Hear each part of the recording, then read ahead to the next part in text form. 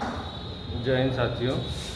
जैसा कि आप सभी को अवगत होंगे कि अभी कुछ देर पहले ही उत्तर प्रदेश सरकार द्वारा उत्तर प्रदेश पुलिस भर्ती और बोर्ड के द्वारा एक ट्वीट किया गया है जिसमें अपकमिंग वैकेंसियों की जानकारी दी गई है। उसमें यूपीपी, यूपीएसआई, यूपीपी बोले तो उत्तर प्रदेश पुलिस और यूपीएसआई उत्तर प्रदेश दारोगा और जेल वार्डर की तीनों वैकेंसियाँ 7 अप्रैल के अंतिम सप्ताह में आने की पूर्ण उम्मीद है, क्योंकि ये ट्वीट आया है। अब फॉर्म अगले महीने से हमें मिलेंगे। तो उस कड़ी में अब हमें बात किस चीज़ों पे करने आए हैं, अब आगे क्रम बाई क्रम हम देखेंगे। पहली जो वैकेंसी है यूपीएसआई की, उत्तर प्रदेश दरोगा की 4543 मतलब 4543 वैकेंसी आ रही हैं। यूपी कांस्टेबल यानी उत्तर प्रदेश पुलिस की वैकेंसी 19,220 वैकेंसियाँ हैं। नंबर ऑफ पोस्ट 19,220 है, जिसमें पीएससी और सिविलियन दोनों, नागरिक पुलिस एवं पीएससी पुलिस दोनों शामिल हैं। जेल वार्डर की वैकेंसी 2833 यानी 2,833 वैकेंसी है। इट मीन्स टोटल वैकेंसियाँ जो आ रही हैं अप्रैल में 26,596 वैकेंसी।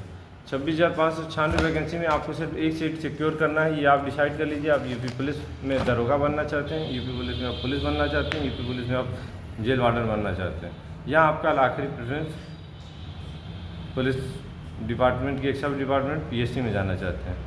लेकिन जो भी डिसाइड करिए, एक बार डिसाइड करिए और तन मन धन से पूरी अपने आप को अपनी ईमानदार रहिए और अपनी पढ़ाई को ईमानदारी पूर्वक कंटिन्यू रखिए। आगे हमने आपको पहले ही चर्चा कर रखा था कि जो भाई अभी होली से पहले रिजल्ट आया, जो भाई किन्हीं कारणों से असफल हुए, उन्हें निराश होने की ज़रूरत नहीं है।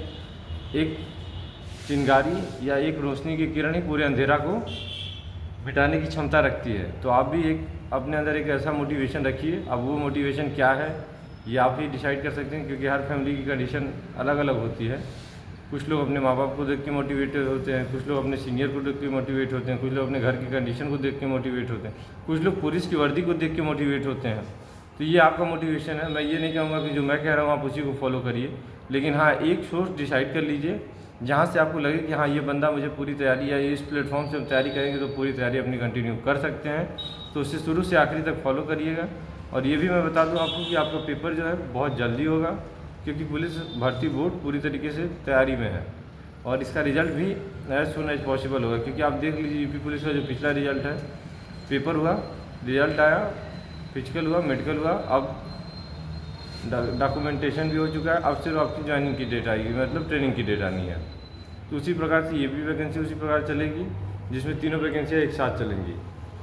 फॉर्म आगे पीछे हो सकता है, कुछ दिन रहे, लेकिन एग्ज़ाम डेट पुलिस का आपको पता है कि उत्तर प्रदेश पुलिस की परीक्षा ऑफलाइन होती है जो एमआर बेस्ड होगी। ऑनलाइन परीक्षा यूपीएसआई की होती है जो सीबीटी बेस्ड होगी, जबकि जेल वार्डर की परीक्षा ऑफलाइन होगी। तो एक चीज़ मैं क्लियर कर दूं, ऑफलाइन लोग करते हैं और ऑनलाइन करते हैं, उसमें कोई बहुत डिफरेंस नहीं है। पेपर आपको वहाँ भी अटेम्प्ट करना है, यहाँ भी अटेम्प्ट करना है। नंबर ऑफ़ क्वेश्चन वहाँ भी अटेम्प्ट करने हैं, नंबर ऑफ़ क्वेश्चन है। तो ऑफलाइन ऑनलाइन में अंतर क्या है? ऑफलाइन में जब आप एक बार पेपर को देखते हैं तो आपका एक बार स्क्रीन पे पेपर की मेन पेज पे पेपर पे जहाँ निगाह गया, एक बार निगाह आपकी डाउन होती है डेस्क पे, तो आप पेपर करने के बाद ही निगाह ऊपर करते हैं, क्योंकि ओएमआर भी सामने आपके बगल में राइट साइड होता है। लेफ्ट साइड जनरली लोग पेपर रखते हैं और राइट साइड ओएमआर रखते हैं। ऐसे में उनका निगाह प्रॉपर नीचे ही रहता है एक बार। लेकिन जब सीबीटी बेस्ड देते हैं, कंप्यूटर बेस्ड टेस्ट, तो एक बार आपका स्क्रीन को देखेंगे, दोबारा आप पेपर में नीचे डाउन सॉल्व करेंगे, उसको आप पेपर में एक बार स्क्रीन पे देखेंगे, फिर पेपर में। तो इसमें थोड़ा सा समय आपका एक्स्ट्रा किल होता है। तो उसके लिए डोंट वरी, बिकॉज सबको एक समान समय मिलता है, सबको उसी में प्रदर्शन करना होता है अपना। तो अब से ही आपको तैयारी में लग जाना है। तैयारी कैसे करनी है, आगे सिलेबस कैसे कवर करना है, तैयारी आप किस सोर्स से करेंगे, यदि आप इंटरेस्टेड होंगे, आपके कमेंट आएंगे तो मैं खुद आपको डे बाई डे टारगेट दूंगा और टारगेट के हिसाब से तैयारी कराऊंगा। और निश्चित रूप से आपको पूरा सिलेबस मैं स्वयं कंप्लीट कराऊंगा। इसकी गारंटी मैं पूरा देता हूं कि यदि आप मेरे सिलेबस और मेरे बताए हुए आप प्रीवियस ईयर रिकॉर्डिंग चले तो डेफिनेटली आप सेलेक्ट होंगे ही होंगे।